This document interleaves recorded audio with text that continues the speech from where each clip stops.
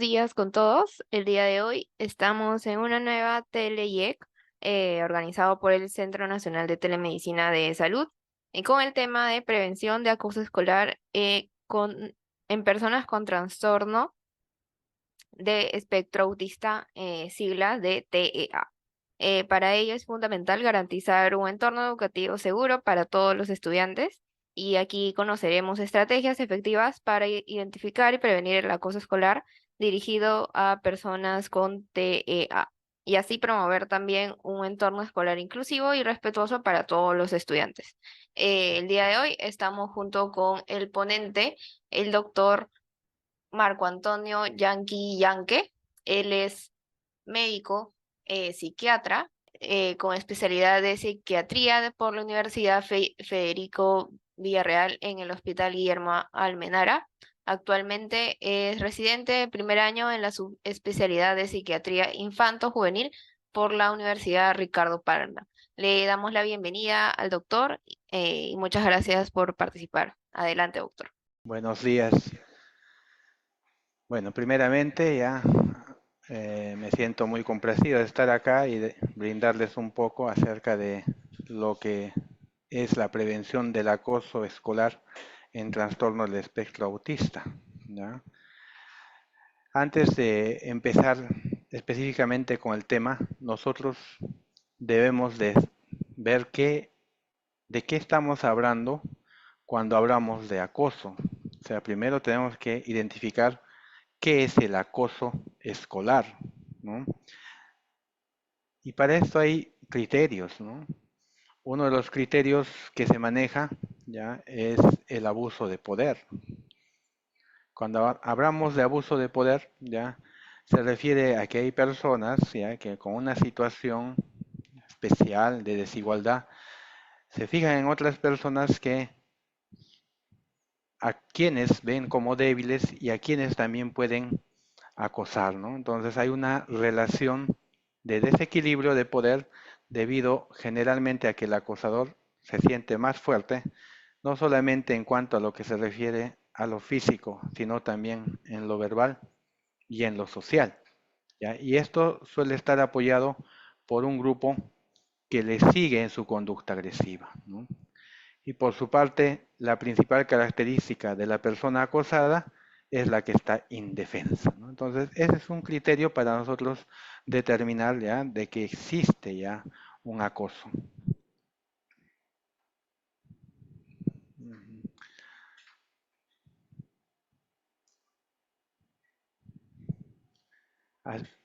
Así también ya otro de los criterios es la intención de daño, ¿no? O sea, aquella persona que tiene una intención de hacer un daño físico, verbal o psicológico, ¿no? Entonces, las personas que planifican todo eso, ¿no? Que son impulsivas, entonces son aquellos que buscan a otras personas más débiles, aquellas personas que tienen miedo, angustia, daño, las identifican y de esa manera ya también generan un acoso escolar, ¿no? Otra, otro criterio es la repetición, ¿no? Entonces, la repetición, o sea, esto se refiere a que constantemente ya se van repitiendo una y otra vez ya estos acosos en el colegio, ¿no?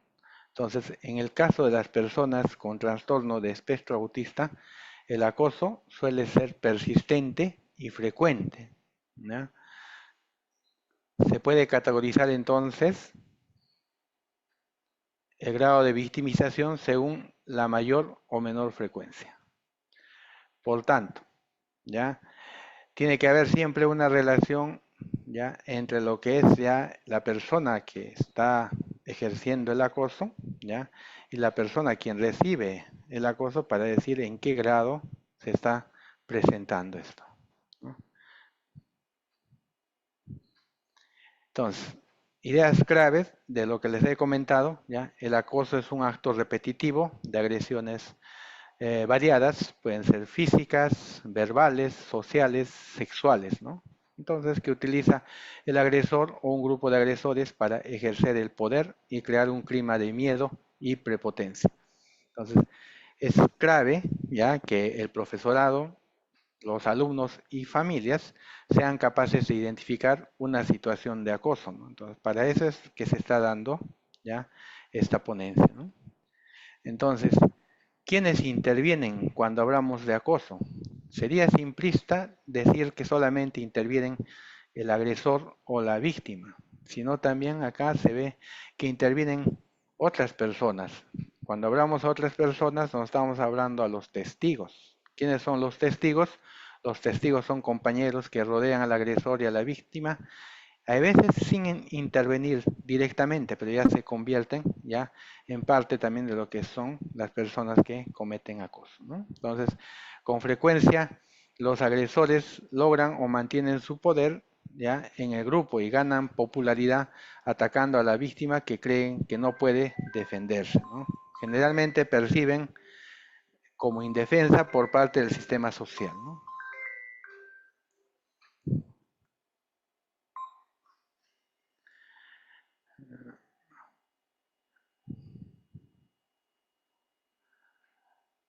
Entonces, los testigos pueden adoptar roles diferentes, ¿ya?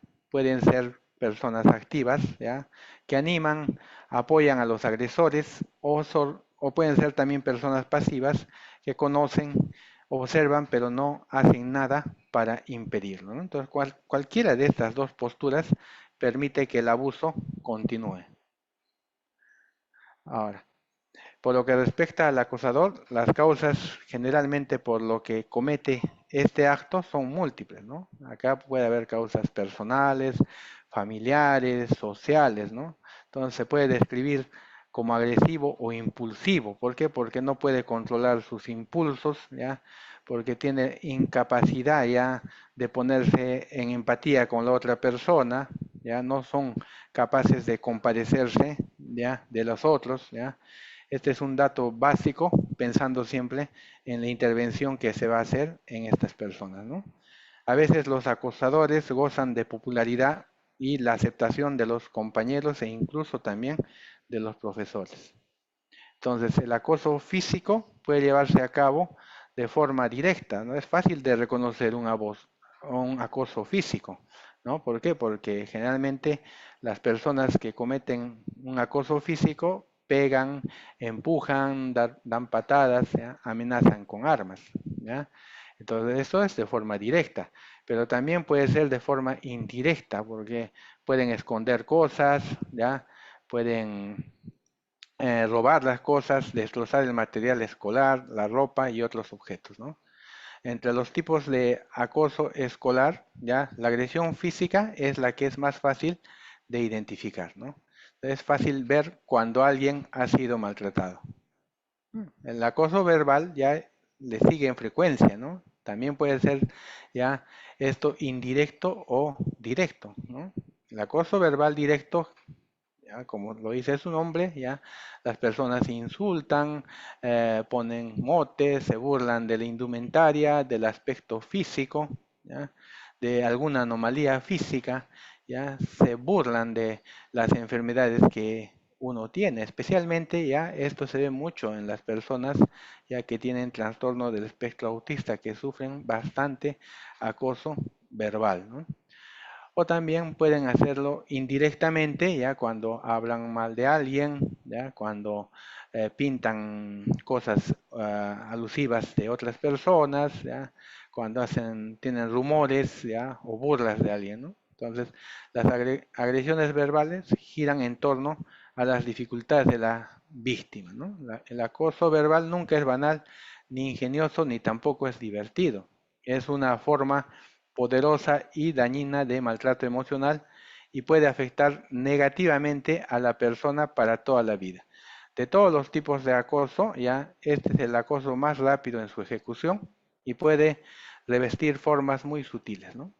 A veces ocurre ante las mismas narices de los profesores y otros adultos, ¿no? Entonces, el insulto es la forma más frecuente de acoso escolar entre adolescentes con trastorno del espectro autista y también entre los que no tienen trastorno del espectro autista, ¿no? También hay otro tipo de acoso, el acoso relacional o exclusión social, ¿ya? O sea, puede ser activa porque no dejan participar a los demás compañeros, impiden la participación ya con el resto del grupo, ¿no? O puede ser también pasivo, cuando nos ignoran en el grupo, no nos dirigen la palabra, no tienen en cuenta las actividades normales de los otros compañeros en clase, ¿ya? Entonces, también tenemos otro tipo de acoso que es el acoso sexual, ¿no? Entonces puede llevarse también de forma verbal con frases o insultos que ofenden sexualmente o de forma física, ya obligando a participar en situaciones de carácter sexual, ¿no? Acá tenemos algunos ejemplos, ya. María se burla de su compañero diciendo, Raúl es un chico, pero lanza la pelota como una chica. Eso ya se considera ya un tipo de acoso, ¿no? Marta es humillada con frecuencia en clase por un par de chicos que le dirigen miradas y hacen comentarios obscenos en voz alta. También es otro tipo de algo. A Jorge le arrincona en el baño para que se baje los pantalones y luego se ríen con crueldad. Es un tipo de acoso sexual, ¿no? Y lo que se está viendo ahora bastante, muy frecuentemente también es el ciberacoso, ¿no? Es una forma nueva de acoso escolar. Se produce cuando las actuaciones negativas, insultos, humillaciones, amenazas, ¿ya? Difusión de videos, de imágenes sin consentimiento, ¿no? Entonces, con la intención ofensiva de hacer daño siempre, ¿no? O sea, se ejerce a través de lo que es la tecnología de información y la comunicación, especialmente por los teléfonos celulares. Ahora, ¿qué consecuencias tiene? El acoso va a llevar a consecuencias muy perjudiciales para el desarrollo socioemocional y cognitivo de las personas, ¿no? Entonces, soportar el acoso no sirve para el niño, ¿ya? Te va a crear muchas veces problemas de aprendizaje, ¿ya? Va a haber dificultades sociales, ¿ya?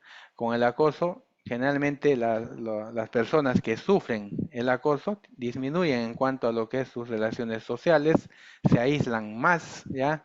Tienen dificultad para ser amigos, ¿no? En el acoso en las personas con trastorno de espectro autista ya socava aún más sus dificultades sociales e impide su participación en la escuela, ¿no? Entonces tenemos acá unas claves, ¿ya? Una vez que hemos identificado lo que es el acoso, ya tenemos que evitar eso y tenemos que prevenir eso, ¿no? Entonces, hay distintas formas ya para la prevención de un acoso. Acá tenemos las tres claves fundamentales para prevenir lo que es el acoso escolar en los pacientes con trastorno del espectro autista, ¿no? Entonces, hay que intervenir a la primera señal. O sea, si vemos nosotros que alguien está insultando, golpeando, pateando ya a un compañero ya que tiene problemas del trastorno autista, ya se tiene que avisar, se tiene que comunicar ya a la persona que esté ahí en primera instancia en contacto con el paciente, ¿no? Entonces cada vez es muy importante ya tener por eso siempre una comunicación ya con los colegios, ¿no? Entonces así también otra es fomentar la amistad y la integración como prevención. Eso es muy importante, ¿no? O sea, si nosotros ya hacemos de que en el colegio ya las personas acepten a este tipo de pacientes, ya poco a poco ya va a disminuir todo este acoso ya a los pacientes con trastorno del espectro autista, ¿no? Entonces, existen tres papeles para prevenir. Intervención con la comunidad educativa también, ya hay que intervenir también si es posible, ya al agresor, la víctima y a las personas, los testigos, ya para que empiecen también ya no quedarse así de forma pasiva, sino que empiecen a comunicar todo esto que están viendo en los colegios, ¿no? Bueno, una vez que se ha identificado todo esto, ya en el mismo colegio nosotros tenemos que hacer lo que, para prevenir todo este acoso, ya, primeramente hacer de que el patio del colegio sea un entorno más seguro y participativo, ya. Después reforzar la actuación positiva del profesor, ya.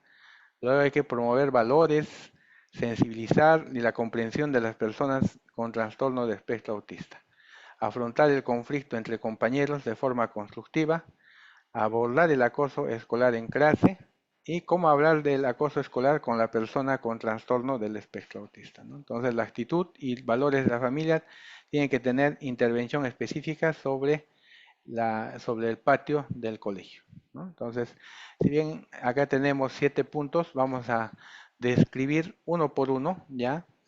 ¿Cómo se hace esto? Por ejemplo, hacer que del patio un entorno más seguro y pacífico, ¿ya? Eso es muy importante porque sabemos que los pacientes que tienen trastorno del espectro autista generalmente no toleran mucho los ruidos, no toleran la gente, ¿ya? Son muy sensibles, ¿ya?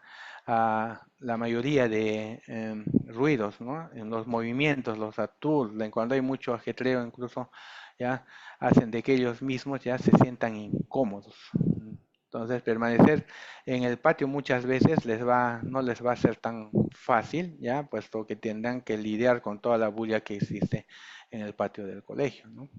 Entonces, acá lo que se tiene que hacer es crear un entorno más seguro, ya, más accesible, ya, menos caótico y que evite el aislamiento. Entonces, generar un ambiente más específico para ellos que reduzca el riesgo de acoso y aumente la protección que ellos tengan, ¿no?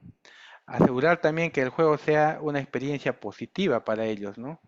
No es que vamos a de frente ponerles ahí a jugar con los demás compañeros, ya que no tienen este problema, porque si no también ellos se van a sentir como que se sienten ya relegados a un otro nivel, ¿no? Entonces, alcanzar esta finalidad es muy importante, ¿no? Es muy importante por eso revisar la organización y funcionamiento del patio. Es importante recoger información sobre diferentes dimensiones ya de todo lo que es el colegio, ¿no? Uso de espacios y tiempos, ¿ya? La vigilancia, la señalización, el uso de materiales, ¿ya? Los estímulos sensoriales que se debe tener en cuenta, ¿no? Y tener un cuidado también de las instalaciones, ¿no? Y recoger todas las necesidades que tengan nuestros pacientes con autismo, ¿no? También es muy importante promover los valores, ¿no? O sea, tiene que haber un respeto hacia la persona que tiene esta condición, ¿no? Además, también la actuación positiva, trabajar con los profesores en las aulas, ¿ya? Es muy importante. Ellos son muy importantes porque ellos mismos tienen que fomentar estos valores para que haya un respeto, ¿ya? Hacia los pacientes que tienen problema de autismo, ¿no? O sea, la condición de autismo. Entonces es muy importante crear una cultura de convivencia pacífica. Si hay una cultura de convivencia pacífica, las situaciones de acoso no se van a dar. Aprender también a resolver los conflictos, ¿no? Afrontar conflictos ya interpersonales, ya es muy importante, ¿ya? El conflicto forma parte de las relaciones humanas, sí es cierto, ya, pero también hay formas de cómo se puedan evitar estos conflictos. Una vez que se aprendan todas esas formas, ya, y se resuelva de una manera adecuada, esto nos va a permitir crecer como personas y mejorar las relaciones que existirán en el entorno del colegio, ¿no? Entonces, lo fundamental es aprender a resolverlos de una manera adecuada. Es importante también abordar el acoso escolar con los alumnos, ¿no? Es importante que los alumnos sean capaces de reconocer una situación ya de acoso, comprender cuál es la intención, premeditación. O sea, no es bueno que se callen, ¿no? Entonces, los profesores acá tienen que fomentar eso en los colegios. O sea, si están viendo ya que está habiendo un tipo de acoso escolar, entonces tienen que comunicarlo, ¿no? Si lo comunican, se va a poder actuar de una manera adecuada, ¿no? Entonces, hablar de acoso con la persona con TEA también es muy importante. La persona con TEA, el alumno con TEA, ya tiene que reconocer también que está sufriendo acoso, distinguir lo que es un acoso, ya entre un daño intencionado o no intencionado, ¿no? Entonces, de esa manera ya él también podrá identificar ya cuando está siendo víctima de acoso y comunicarlo hacia su profesor, ¿no? Entonces, esto significa que puede que no siempre sean capaces de identificar correctamente, ¿no?, que están siendo acosados, ¿no?, pero apenas se notifique al profesor, el profesor tiene que estar bien capacitado para definir si estamos frente a un proceso de acoso o no. Entonces, ideas clave, los alumnos con trastorno de espectro autista pueden tener dificultades para reconocer el acoso, ¿ya? Pero que cuando ya se reciben ya la capacitación adecuada, ellos mismos ya interpretan, ¿ya?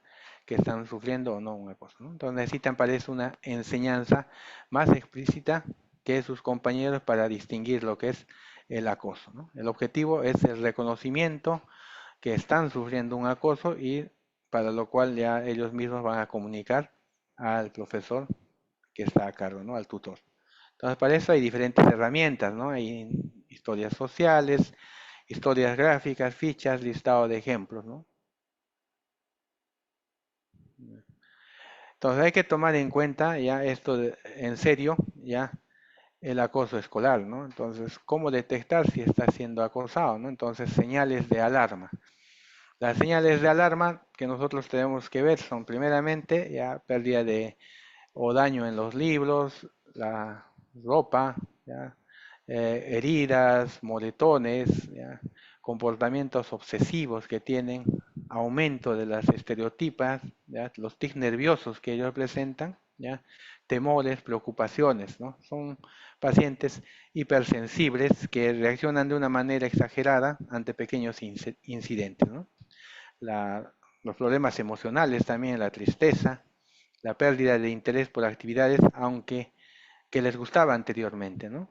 Cuando se aíslan, cuando ya tienen menos comunicación, dificultades en la atención, cuando están distraídos, olvidadizos, ¿ya? Cuando hay dolores de cabeza, dolores de estómago y cualquier cambio súbito o importante en la conducta ya nos están haciendo sospechar o son signos de alarma de que puede estar habiendo un acoso escolar a un paciente con del espectro autista, ¿no? O a una persona que sufre de esta condición. Entonces, ¿qué se hace una vez que hemos visto ya estos signos de alarma? ¿Cómo actuar? ¿Qué es lo que se tiene que tener en cuenta? Tenemos acá una propuesta de un protocolo de actuación ante un acoso escolar, ¿no? Entonces, primero siempre ponemos estas cuatro fases, ¿no? La comunicación de los hechos. O sea, no nos podemos quedar callados, siempre tenemos que, ¿ya?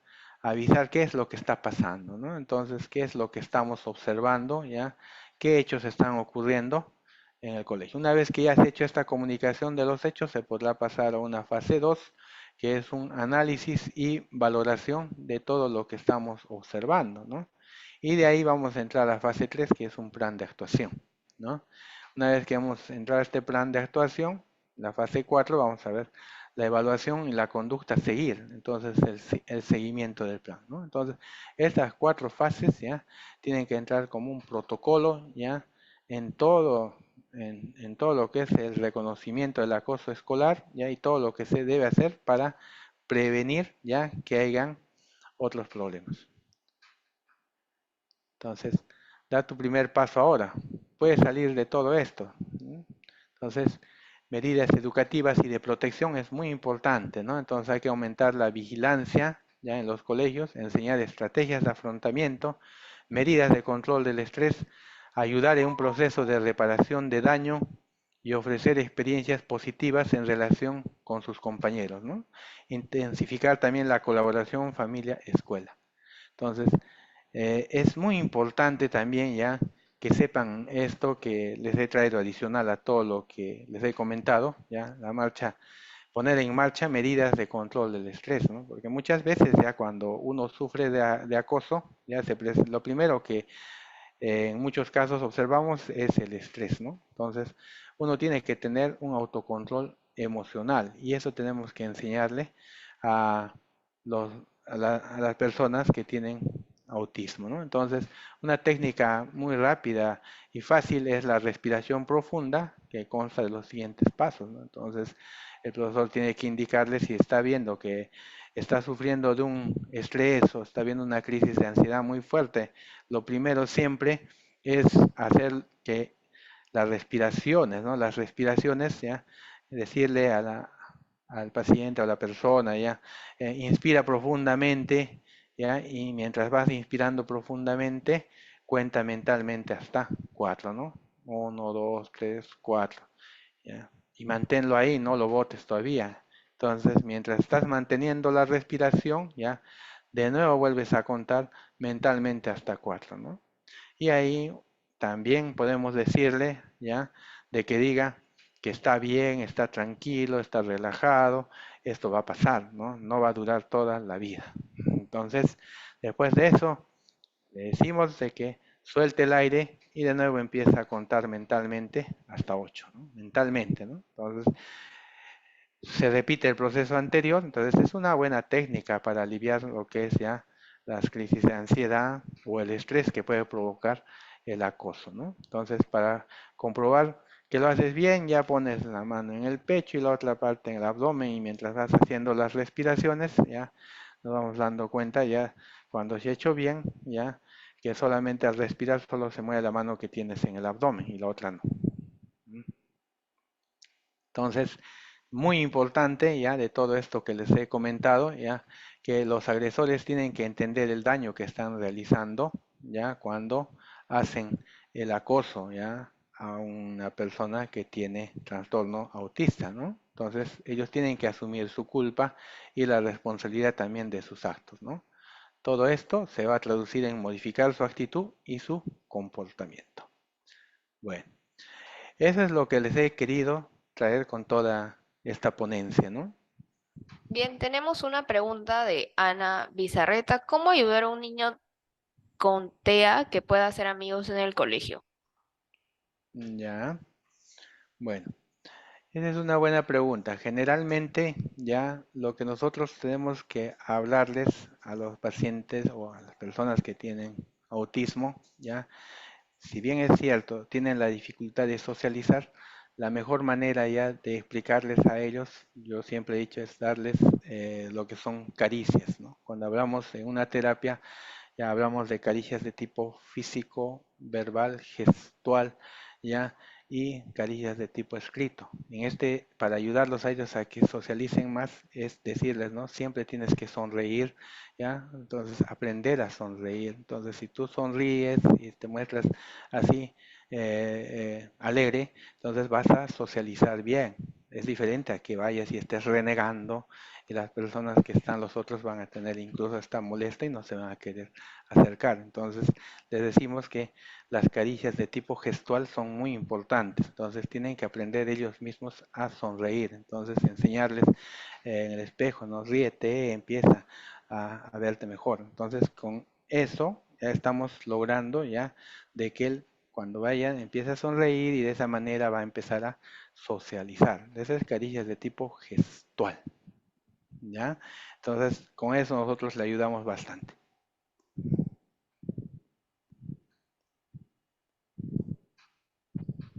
Gracias, doctor. Tenemos un comentario de Rocío. Los colegios no implementan la resolución para niños con autismo. Tampoco trabajan sobre autoestima en alumnos. Ujú. Sí, pues eso es lo que se ve esas dificultades, ¿no? Inclusive para darte yo esta ponencia ya estaba buscando si había algo así ya bien documentado y no, no hay, ¿ya? Entonces para eso se tiene que trabajar bastante, ¿ya? Y poco a poco, ¿ya? Dar estas charlas de capacitación que estamos haciendo, ya va a ser de que se haga como guías para que se pongan todo esto y se implementen en los colegios, ¿no? Bueno. Bueno, agradecerles ya por haberme escuchado, ya. La verdad es, me siento muy gratificado ya de haber dado esta ponencia, ¿no? Ya en unas próximas oportunidades nos estaremos viendo de nuevo. Gracias.